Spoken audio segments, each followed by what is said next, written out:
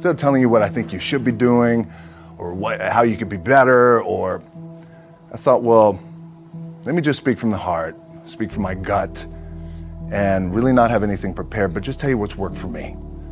And maybe some of the stuff that's worked for me might work for you now, currently, presently, as you guys have your goals and ambitions, but then further on down the line, as you guys continue to live your life. This idea and this notion that you could be anything you want, and you can accomplish anything you want, right? We hear that. You've heard that from the time you were little boys. You hear that now. You're already incredibly accomplished. You guys know that. The thing that has worked for me is to remember the hard times. So, and I'm sure you guys all have your processes. And again, I'm going to tell you what's worked for me. So before a big movie comes out, before, back in the days when I was wrestling with WWE, a WrestleMania match, anything big that would happen, I would always take a moment and I'd just remind myself, all right, I was evicted when I was 14. We were kicked off the island. We couldn't live in Hawaii. Had no place to live. A lot of shit happened then when I moved to Nashville. I was arrested multiple times by the time I was 16 years old. I would remember that, and it allows me then to be present in the moment and understand, holy, the stuff I have around me right now, this is the shit that I dreamed of when I was a kid. I am here. I played for University of Miami, played for great teams. Warren Sapp, Ray Lewis, they were my teammates. They were balling. Warren Sapp was playing tight end that time. I was starting defensive tackle. Yeah, they moved him over to D-line. And he looked at me, he's like, yo, dude, I'm gonna take your spot. And I said, you ain't taking my spot. He said, I'm gonna take your spot. I said, no, you ain't. We battled, and he took my spot. Now you can imagine how that with me, because there goes my opportunity. He went in, switched to defensive tackle, lit the world on fire. Well, what that did, it crushed me, it crushed my dreams. I had a piss poor senior year, zero production, no NFL, no combine invite, nothing. Finally went to the CFL. Calgary Stampeders, making $250 a week Canadian. Now, I had to send that home to my wife at that time. Had no money. So I remember that. When I got cut from Canada, my dad in his pickup truck came down 4 o'clock in the morning, picked me up in Miami from Tampa. We lived in a little apartment in Tampa. He drove down in his little pickup truck to Miami to get me when I was cut from the CFL. And I thought, well, I leave home like you guys left home. I'm ready to tackle the world, to get after it, achieve my dreams and goals. Crushed by 22, 23 years old. Now I got to move back in with my mom and dad. I played on great teams, though. Wait a second, this is not supposed to be my future. I'm supposed to be in the NFL right now. I'm supposed to be making a lot of coin and buying my parents, buying me, taking care of my wife, but it never happened. So I pulled out my wallet. I thought, well, let me see how much money I have. I opened it up. I had a 5, a 1, and change. Well, at least I rounded up to $7. But I thought, God, ain't this a bitch? I got $7 in my pocket. Where the f do I go now? What do I do? I can't go back to CFL. The point comes where you hear that voice, the big run's over. Like, you're done, right? So I heard that voice. So as Coach was saying, man, I hold on to that. I'm telling you, my back is up against this mother. We laugh, we joke, we have a good time, but my back is still up against this mother. I do not forget it. What this also helps me do, and again, it works for me, is at some point, you gotta be tired of not being number one.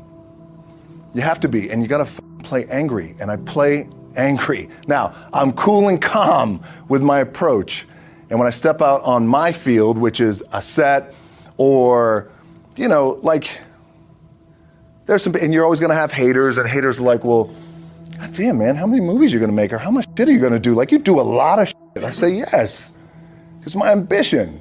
Of course, why not? I could do it. Yeah, I love what I do. And not only that, but in what world do we not work every day? My back is up against this thing, you know, and I started to play angry, by the way, and I still play angry. My last match, Brock Lesnar, transitioned, and I realized if I had to be great at something, I wanted to be great in this world of Hollywood and movie making and producing and entertainment, I had to commit, and like you guys have to commit. Obviously, you commit to something, commit to the goal. So I quietly retired. 2 years later, I thought, what did I do with my career? Because my movies were not doing well. I was written off. It was around 2006, 2007. I was like, I left, I pulled a Jim Brown. I left when I was on top, like number one in the wrestling business, and I left. It was a ballsy, gutsy, some call it stupid move, but I had to commit and I had to follow what was in my gut. What helps me is to keep the hard times in the front of my mind, because it allows me to go into these big moments that I've worked my ass off, and you guys have worked your ass off. It allows me to go into these big moments with a different perspective. What it also does for me, and again, this is what works for me. Like, my back is up against this mother. Every day, it's against this fucking wall. But it's up against this mother because it's what I believe in. And when my back is against this mother, then there's nowhere to go. But that way, that's it. Doesn't mean you don't smile. Doesn't mean you don't laugh and joke, right? You're happy. I'm a happy guy. But when it comes to business and when it comes to executing, it's up against this. And I got to go that way. And I don't give a fuck who is in front of me. They're not going to stop me. The key for me was, where does it start? What's the anchor? What's the anchor? So I could have all these ambitions, and you guys have all these ambitions, which is great. It's important. I'll play this role, you'll play that role. I'll execute this thing, and it'll come out this summer. You guys will execute this thing during the summer, right, when it's time to really put in a lot more work. But the key with me is just always finding what the anchor is. And the anchor is getting up at 4 o'clock in the morning every day before anybody else and grounding my thought process is in the no one will outwork me. No.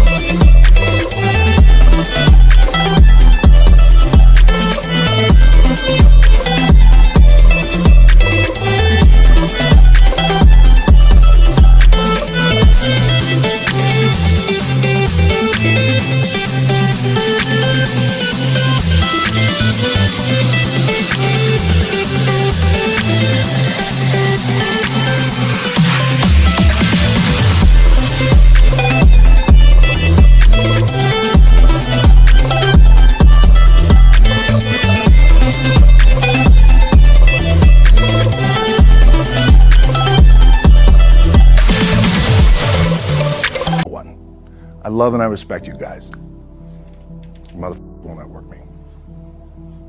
All starts with this. 2 hands, putting it to work.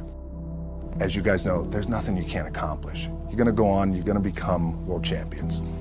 The key for me, what I think one of the keys is, remember where you came from, keep that in the front of your mind, and when